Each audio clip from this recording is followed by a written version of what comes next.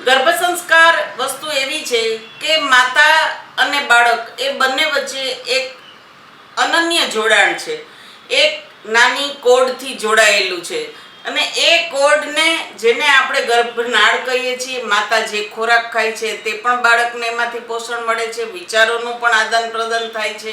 તો ગર્ભ સંસ્કાર વસ્તુ એવી છે કે માતા જે અનુભવે છે તે જ વસ્તુ તેમના બાળકને એ ગર્ભની અંદર જ રહીને પોતાના સંસ્કારોનું સિંચન કરે છે, તેમને ગર્ભ સંસ્કાર કહેવામાં આવે છે.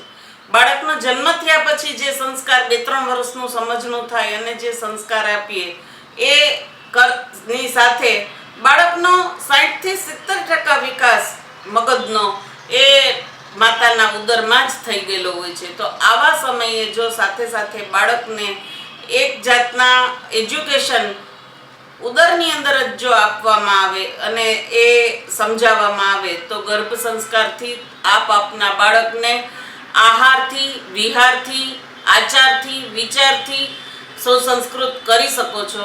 તો આ સબ્જેક્ટને ગર્ભ સંસ્કાર કહેવામાં આવે છે.